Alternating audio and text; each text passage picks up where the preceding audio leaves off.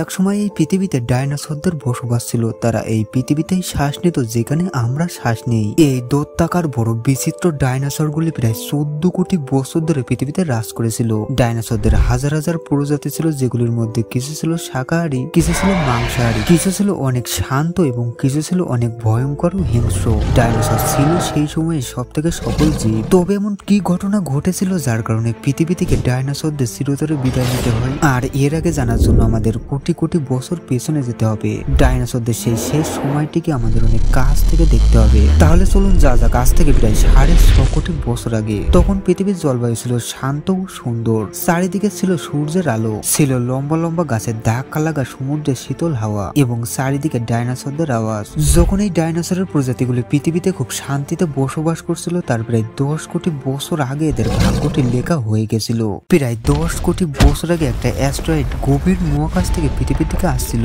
মঙ্গল ও বৃহস্পতির মাঝে যে অ্যাস্ট্রয়েড বেলডেস, একটা ছোট আকৃতির অ্যাস্ট্রয়েড, সেখানে ঘুরতে থাকা একটা বড় অ্যাস্ট্রয়েডের সাথে ধাক্কা খায়। সেই ধাক্কাটির ফলে বড় অ্যাস্ট্রয়েডটির দিক পরিবর্তন হয়ে যায় এবং সেটি ওই বেল্ট থেকে বেরিয়ে পৃথিবীর দিকে আসতে শুরু করে, যার গতির বেগ ছিল প্রায় 22,000 মাইল প্রতি ঘন্টায়। যখন এই উল্কাপিণ্ডটি পৃথিবী থেকে প্রায় 3,84,000 কিলোমিটার দূরে ছিল, সেই সময় হতে পারে হয়তো পৃথিবী থেকে ডাইনোসরদের বিলুপ্তি ঘটতো না, কেননা এটি পৃথিবীর উপগ্রহ চাঁদের সাথে ধাক্কা লাগার কথা ছিল। তবে যাই বলুন, ভাগ্যে কিছু আলাদাই লেখা ছিল। তাই এই বড় উল্কাপিণ্ডটি চাঁদের অনেক কাছ দিয়ে বেরিয়ে যায়। ওই 40 কিলোমিটার ব্যাসের প্রায় 2 ট্রিলিয়ন মেট্রিক টন পাথরের এই খণ্ডটি পৃথিবীর দিকে আসতে থাকে এবং যেই এই উল্কাপিণ্ডটি পৃথিবীর বায়ুমণ্ডলে প্রবেশ করে, তার গতি হয়ে যায় প্রায় 70,000 কিলোমিটার প্রতি ঘন্টায়। পৃথিবীর বায়ুমণ্ডলে ঢুকেই এই উল্কাপিণ্ডটি বায়ুর সাথে ঘর্ষণের ফলে আগুনের একটা পিণ্ড হয়ে যায়। এটি পৃথিবীর দিকে এত গতিতে ধেয়ে আসছিল যে এটি প্রায় 4 মিনিটের মধ্যে এটি আটলান্টিক মহাসাগরকে পার করে যায়। এটার আলো এতটাই বেশি ছিল যে পৃথিবীতে ধাক্কা লাগার অনেক আগেই এই জ্বলন্ত পিণ্ডটিকে দেখে পৃথিবীর জীবেরা পুরোপুরি অন্ধ হয়ে গেছিল। জীবগুলি সেই উল্কাপিণ্ডটিকে দেখতে পারছিল না ঠিকই, তবে তার উষ্ণতাকে অনুভব করতে পারছিল এবং মুহূর্তের মধ্যেই এই অ্যাস্ট্রয়েডটি পৃথিবীর সাথে ধাক্কা খায়। প্রায় 35,000 ডিগ্রি সেলসিয়াসের শক্তি সম্পূর্ণ একটি ভয়াবহ বিস্ফোরণ হয়। এই বিস্ফোরণটি এতটাই ভয়ঙ্কর ছিল যে পৃথিবীর লক্ষ লক্ষ টন ধাতু মুহূর্তের মধ্যেই মহাকাশে চলে যায়।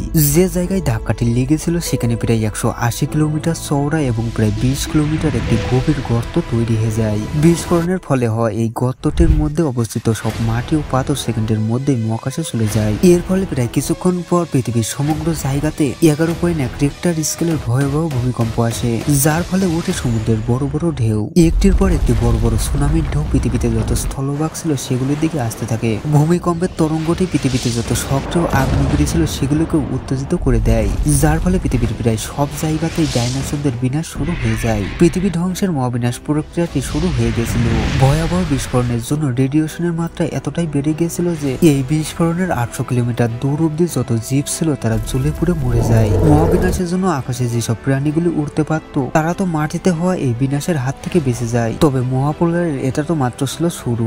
বিস্ফোরণের জন্য যে লক্ষ লক্ষ টন মেটাল এবং পাথরের বড় বড় খণ্ড মহাকাশে চলে গিয়েছিল, সেটি পৃথিবীর অভিকর্ষ বলের জন্য কিছুক্ষণ পর আগুনের গোলা হয়ে পৃথিবীতে পড়তে শুরু করে। তার সাথে ধুলোর একটা বড় ঝড় 600 কিলোমিটার প্রতি ঘন্টার বেগে পৃথিবীর অন্যদিকে মৃত্যু নিয়ে যাচ্ছিল। ধুলোর এই দেয়ালটি ছিল কয়েক কিলোমিটার মোটা, যার জন্যই এমনকি পৃথিবীতে সূর্যের আলো আসতে পারছিল না। গরম হাওয়ার তাপমাত্রা প্রায় 100 ডিগ্রি সেলসিয়াসেরও বেশি হয়ে গেছিল, আর যার জন্য পৃথিবীতে যত শত গাছপালা ছিল সেগুলো জ্বলে পুড়ে শেষ হয়ে গেছিল। বিস্ফোরণের প্রায় 90 মিনিট পর পৃথিবীর তাপমাত্রা হয়ে যায় 200 ডিগ্রি সেলসিয়াস। তাই যেসব ডাইনোসরগুলি এই বিস্ফোরণের থেকে লক্ষ লক্ষ মাইল দূরে ছিল তারা ওই গরমের থেকে বাঁচতে পারেনি। এই মহাপ্রলয়ের ফলে পৃথিবীর প্রায় 90% জীব মারা গেছিল এবং পৃথিবীতে যেসব জীবগুলি বেঁচে ছিল তাদের মধ্যে যারা ছোট জীব ছিল তারা এই মহাপ্রলয়ের সাথে মোকাবিলা করতে পেরেছিল। এই মহাপ্রলয়ের লক্ষ লক্ষ প্রাণী মারা যায় এবং এর সাথে উদ্ভিদের প্রায় সকল প্রজাতিও মারা যায়। তবে যাই হোক, এই প্রলয়টি ছিল ডাইনোসরদের জন্য খুবই ভয়াবহ। কিন্তু পৃথিবীতে আরো এক ধরনের প্রজাতি ছিল যাদের জন্য ছিল এই প্রলয়টি অনেক লাভদায়ক, আর তারা ছিল ম্যামেলস বা স্তন্যপায়ী। ডাইনোসরদের শেষ একটি নতুন ধরনের প্রজাতির জন্য একটি সোনালী সময় শুরু হয়। এই স্তন্যপায়ী প্রাণীরা যেমন তেমন ভাবে এই প্রলয় থেকে বেঁচে যায়। অত্যন্ত গরম থেকে বাঁচার জন্য তারা মাটির গভীরে বসবাস করতে শুরু করে, আর বেঁচে থাকার জন্য তারা প্রায় সব ধরনের খাবার খেতে শুরু করে। মহাপ্রলয়ের প্রায় শত শত বছর পর পৃথিবী আবার আগের অবস্থায় ফিরতে শুরু করে, মাটিতে আবার নতুন উদ্ভিদ জন্মাতে শুরু করে এবং এখনো অব্দি যে 5% জীব বেঁচে ছিল তারা হাজার হাজার বছরের বিকশিত হতে শুরু করে এবং রিসার্চের ফলে জানা গেছে আজ থেকে প্রায় 5.5 কোটি বছর আগে পৃথিবীতে এক নতুন ধরনের বানরের ন্যায় প্রাণী আসে। এই প্রাণীদের ধীরে ধীরে বুদ্ধির বিকাশ শুরু হয় আর পৃথিবীতে এমন ধরনের প্রাণী আরো আসতে শুরু করে যারা 4 পায়ে নয় বরং 2 পায়ে হাঁটতে পারত। প্রায় কোটি কোটি বছর আগে পৃথিবীর জলবায়ু আরো একবার পরিবর্তন হতে শুরু করে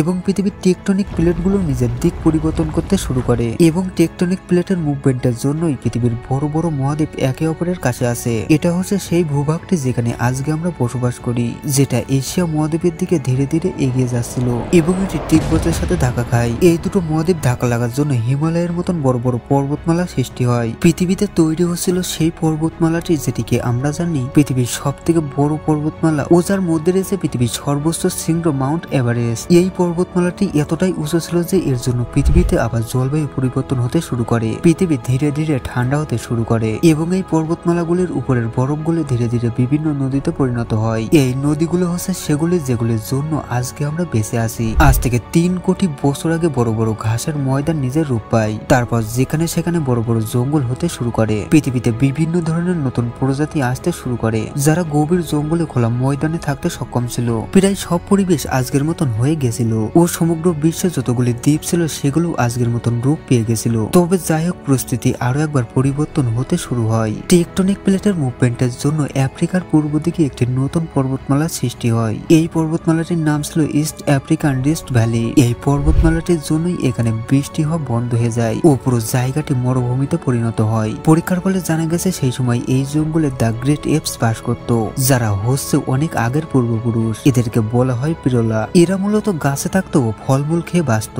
শরীরের ওজন বেশি হওয়ার জন্য এরা এক গাছ থেকে অন্য গাছে যেতে পারতো না, তবে কখনো কখনো এরা 2 পায়ে হাঁটতে পারত।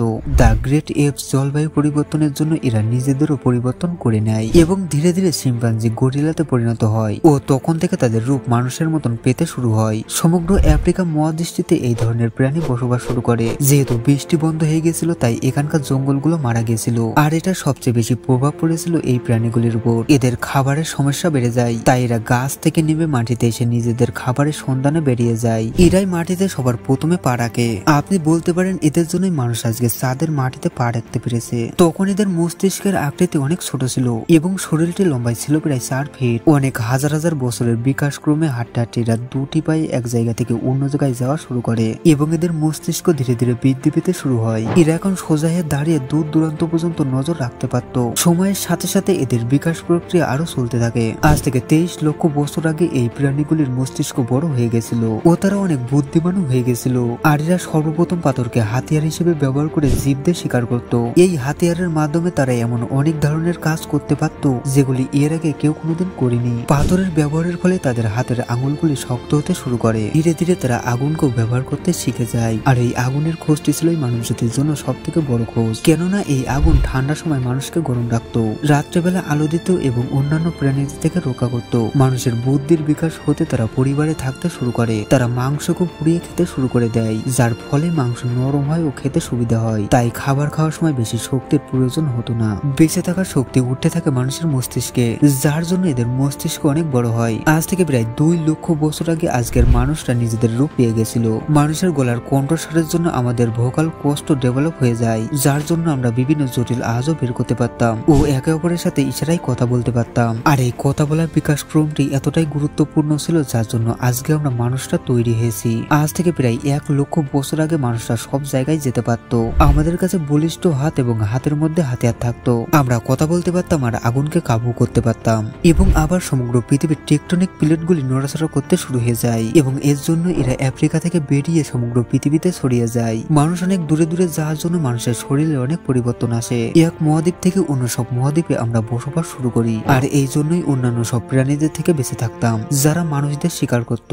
আজ থেকে প্রায় 50,000 বছর আগে আইস এজ শুরু হয়ে যায় এবং এটা সমগ্র পৃথিবীতে ছড়িয়ে যায়। আর সেই বরফের হাত থেকে বাঁচার জন্য মানুষরা চায়না এবং অস্ট্রেলিয়া পর্যন্ত পৌঁছে গিয়েছিল। আজ থেকে প্রায় 30,000 বছর আগে মানুষরা সবার প্রথমে ইউরোপে পৌঁছেছিল ও এত কঠিন সময়ে মানুষ কিভাবে বেঁচে থাকতে হয় এগুলির আবিষ্কারও এরা করে ফেলেছিল, যার ফলে মানুষের বিকাশক্রম আরো এগোতে থাকে। আমরা অনেক বুদ্ধিমান হয়ে যাই এবং সব ধরনের পরিস্থিতি অনুযায়ী আমরা নিজেদেরও পরিবর্তন করে নিই। নিই আর দুনিয়াতে আমাদের বসতি বানিয়ে নিই। সমুদ্রের ধার থেকে পাহাড়ের চূড়া অব্দি, খোলা ময়দান থেকে শুরু করে পাথরের এলাকা অব্দি সব জায়গায় মানুষ এখন রাজ করছে। আমাদের গায়ের গঠন ও চামড়ার রং বিভিন্ন জায়গার অনুযায়ী পরিবর্তন হতে শুরু করে। মানুষ চাষ করতেও শিখে যায় এবং বন্য প্রাণীকে পোষ মানিয়ে নিজেদের জন্য ব্যবহার করতে শিখে যায়। আমরা ছোট ছোট গ্রাম ও শহর বানাতে শুরু করি। এরপরে আমাদের সভ্যতা ও সংস্কৃতির জন্ম হয়। আমরা বিজ্ঞান ও গণিতের ব্যবহারও শিখে যাই, ও যার জন্যই আমরা ভবিষ্যতে এগোনোর জন্য শক্তি ও বুদ্ধি পাই।